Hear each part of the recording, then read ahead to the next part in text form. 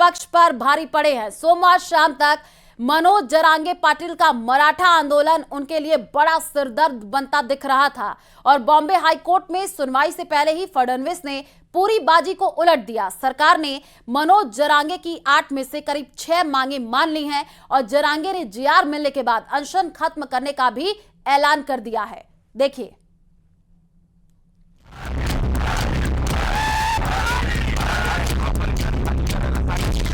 रस्ता अडवायचा नाही।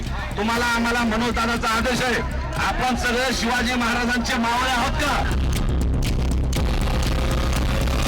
ये माननीय देवेंद्र फडणवीस जी ने बताया कि भाई संविधान के दायरे में ही जो होता है वो करना पड़ेगा। सबका साथ है तो इन्हीं का लाइन है ना, सबका साथ सबका विकास, तो सबका विकास करिए। महाराष्ट्र की राजधानी मुंबई बीते 5 दिनों से मराठा समाज के आरक्षण की मांग को लेकर चल रही आंदोलन की वजह से ठप पड़ गई थी। शहर की गिरती कानून यातायात व्यवस्था को देखते हुए मामले में बॉम्बे हाईकोर्ट ने आदेश दिया कि आजाद मैदान को बुधवार सुबह तक खाली करना होगा। हाईकोर्ट की सख्ती और सरकार की ओर से शर्तों को मानने के बाद मनोज जरांगे ने आमरण अनशन को खत्म करने का ऐलान किया है। सरकार ने कुछ शर्तों पर सहमति जताई है। सरकार ने हैदराबाद गजेटियर को जारी कर दिया है, यानी कि मराठाओं को कुणबी के रूप में पहचान दी जाएगी। बता दें कि महाराष्ट्र में कुणबी पहले से ही ओबीसी वर्ग में शामिल है, ऐसे में उन्हें आरक्षण का लाभ मिलेगा।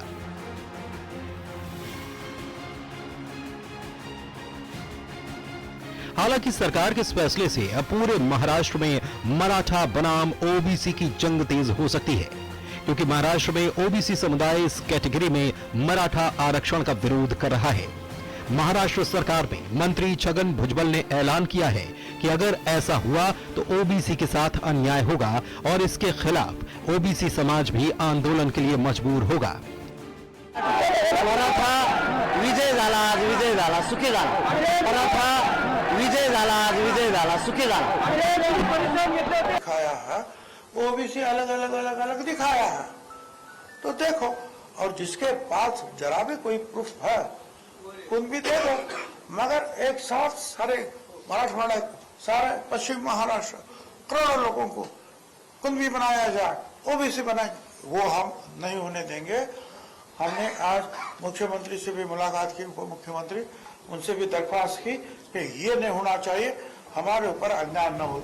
महाराष्ट्र की आबादी में करीब 38% हिस्सेदारी ओबीसी की है, जबकि मराठा आबादी भी 28% है। ऐसे में कोई भी राजनीतिक दल, चाहे वो सरकार में शामिल है या विपक्ष में, उनके लिए दोनों में से एक का चुनाव बेहद मुश्किल है, क्योंकि दोनों ही वर्ग के लोग महाराष्ट्र में बड़ी तादाद में हैं और किसी भी एक का साथ देना किसी भी राजनीतिक दल के लिए नुकसान का सौदा हो सकता है। यही वजह है कि सरकार भी इस मामले में फूंक फूंक कर कदम रख रही है। Bureau report, news 18।